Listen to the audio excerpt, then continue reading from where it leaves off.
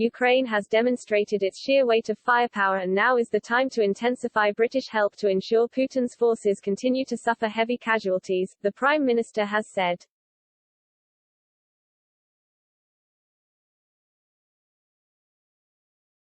Speaking to the House of Commons, the Prime Minister said Ukraine's recapturing of Snake Island showed the difficulty Russia faces in trying to hold onto territory in a foreign land.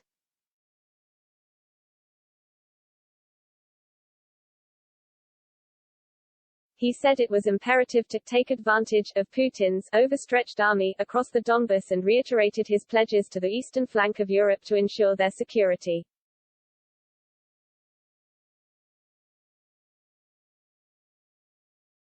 Mr. Johnson said, "Now is the time to intensify our help for Ukraine because Putin's Donbas offensive is slowing down and his overstretched army is suffering heavy casualties."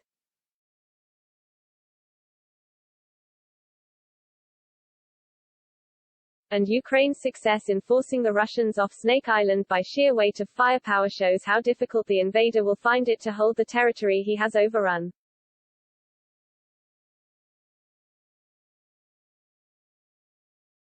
We need to equip our friends now to take advantage of the moment. Putin will have to pause and regroup.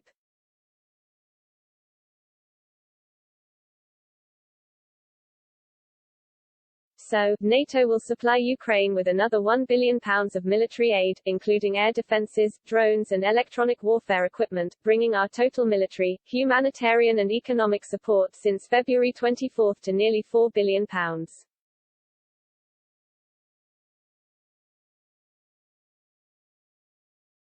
And to guarantee the security of our allies on the eastern flank, NATO agreed in Madrid to bolster its high readiness forces, and we in the UK will offer even more British forces to the alliance, including almost all of our Circus fleet.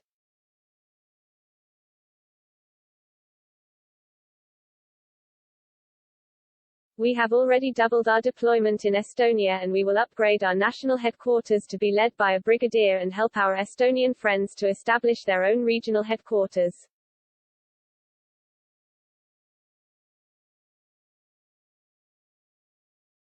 If you follow the trajectory of our programs to modernize our armed forces, Mr. Speaker, you will draw the logical conclusion that the UK will likely be spending 2.5% of GDP on defense by the end of this decade.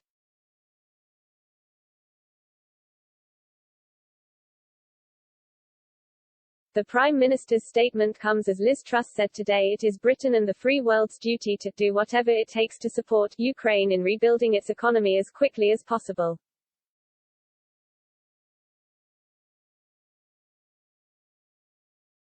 The Foreign Secretary told a recovery conference in Switzerland that the UK will remain at Ukraine's side, as the war-torn nation emerges stronger and more successful after the conflict.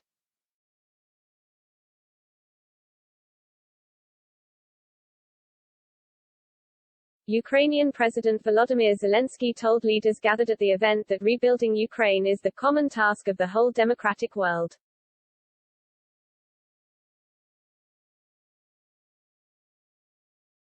Ms. Truss said the UK will champion the recovery of the capital of Kyiv and the surrounding region at Mr. Zelensky's request.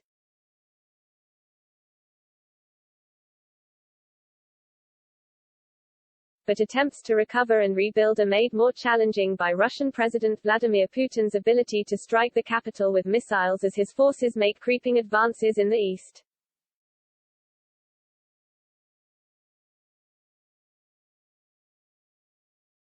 Ms. Truss emphasized the need to help Ukraine recover its economy in the shortest possible time frame, as she set out a vision to give immediate support and long-term commitments to work alongside the Ukrainians.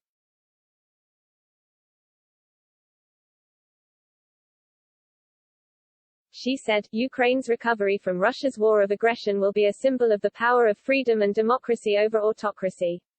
It will show Putin that his attempts to destroy Ukraine have only produced a stronger, more prosperous and more united nation.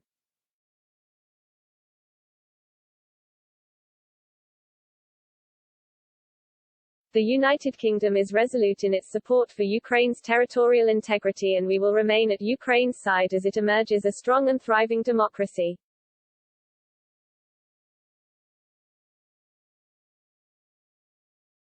We've led on support for Ukraine during the war and we will continue to lead in supporting the Ukrainian government's reconstruction and development plan.